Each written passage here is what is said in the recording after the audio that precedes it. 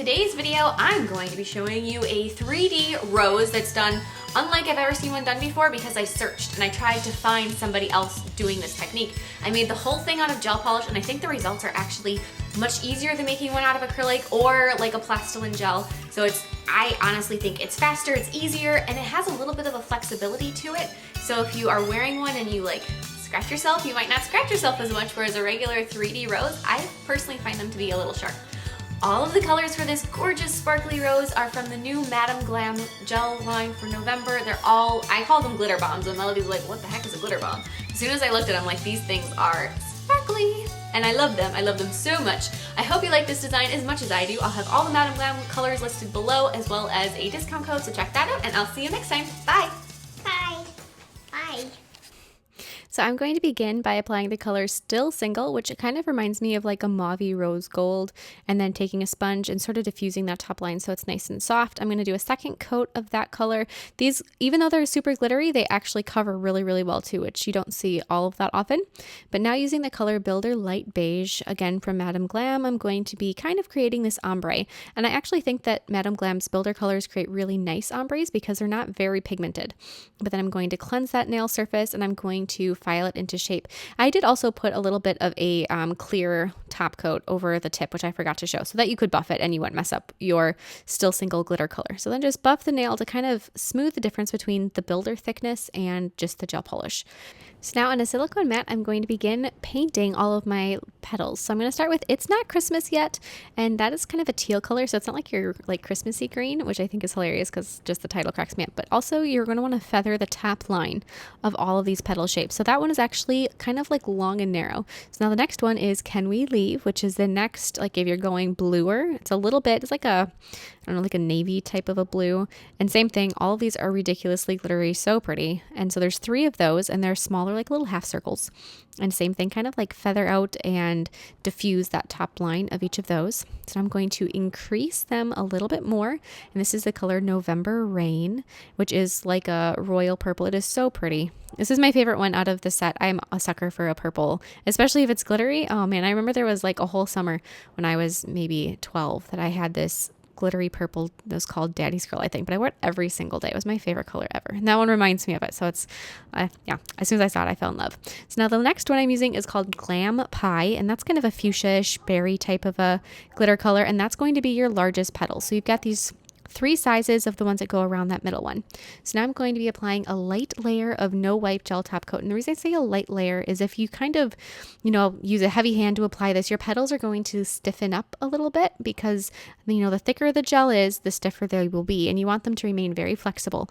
And so as long as you apply these coats pretty thin, this little rose should go together so easy. But if they get to be too thick, you're going to have trouble bending your petals. So just keep that in mind. So just apply that layer over all of them and then cure it. So the great thing with this technique is that you make all the petals at once, which really, I think, sort of speeds up the process and streamlines it. So I've got all of my little petals going out there and just kind of top coating them very, very lightly. Then after they're cured, I'm going to roll the first petal, and I've got a pointy tweezers, which is very helpful for this design. And I'm going to roll it up like a little taquito. So just kind of roll it around itself on a tweezers is really helpful. And then I'm going to glue that down with a bit of nail glue.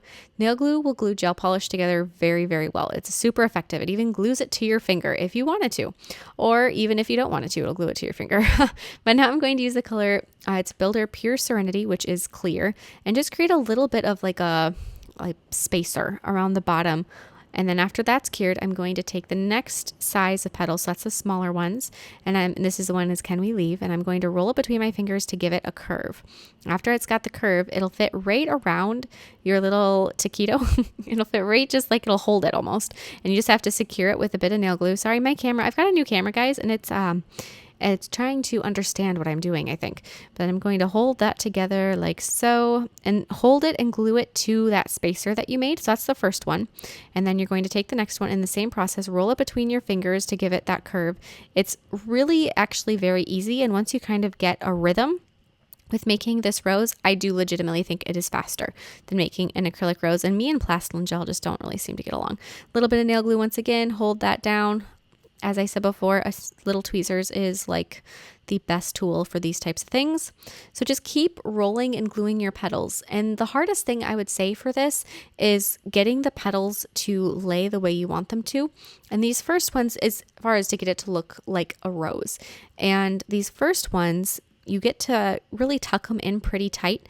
As you can see, there isn't a huge like open look to them. And you can do that all the way down with all the petals and get like a just barely blooming rose. But if you wanted to have an open look, each time you lay a petal, tip it up just slightly so that instead of having the little points of the end of the petals down towards the bottom of the rose, stick them so that they kind of angle up. And you can almost play around with it a little bit if you want to, hold them open or hold them closed, and you can really see what you're looking at. And with these bigger ones, as you can see, I found it easier to put a little drop of nail glue on the ends of my petals before even holding it up to the rose, because like I said, you kind of get a rhythm with it, and you're going to be able to glue this down pretty easily and quickly. The other thing you want to do is you want to layer the petals so that they're not like all right in the same spot, so they kind of alternate placement. So you place the next row in between the last row, just like that. And when you're all done, then that one's pretty much good to go. So now I'm going to paint 3 little leaves on my silicone mat with the color I'm Vegan, which is like a gorgeous, gorgeous Christmas green. I'm so excited to use it in December because as soon as I saw this, I was like, oh, this will go so good with all kinds of Christmas designs, and I'm just sure that it'll be used a ton. But then a layer of no wipe gel top coat over these, just like you did for your rose petals. And same thing, not super detailed, and you could go crazy with these. You could do gel painting and detail your rose petals and, really just kind of take it to an extreme and make this so incredibly detailed and gorgeous. Or you can kind of make it, cutesy and glittery like I did. It's really, there's options. But then I'm going to take and apply some jewelry gel pretty heavily, actually, where I want to place my rose, and then kind of blend it out so it's not a huge difference. But the reason I'm placing that heavily is so that it'll sink in and you can press the rose into the jewelry gel, because that'll help hold it together as well as hold it to the nail. And then apply a really light layer of the no wipe gel top coat over the top of that, and then press my rose into that jewelry gel. And I've gotten a lot of questions recently about jewelry gel, what it is, is it different than builder gel, etc. And it is very different. As soon as you see it, you'll be able to tell it's much thicker, it's very sticky, and it holds stuff in place. So once you place something down, unless you want it to move and you move it yourself, usually they don't slide or move at all. Like as you can see, I'm messing with my rose, so it's moving around. But otherwise, it was pretty much going to stay there. And that's impressive for an uncured product to hold such a big embellishment like that rose is in place without, any supernatural powers. So that's a definite product that if you don't have in your collection, I would grab. But otherwise, this nail is done. It is so cute. I absolutely love the way it turned out, and it really is quick and easy. And here's a Melody Minutes. Melody, what are you doing? I'm eating snow. Is it good?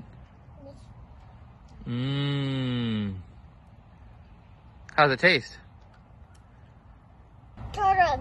Melody, do we eat the yellow snow? Oh, not. Probably not. Why don't we eat the yellow snow? What is it? The pea. There's pea in it. What are you doing now? Hey! What did you do? I'm a Thank you guys so much for watching. There's Melody and her daddy building a snowman. I hope you loved this video as much as I did, and let me know if you try this technique. I'd love to hear your thoughts on it. Do you think it's as easy as I did? I don't know. Maybe I'm just crazy. But I'll see you next time. Bye.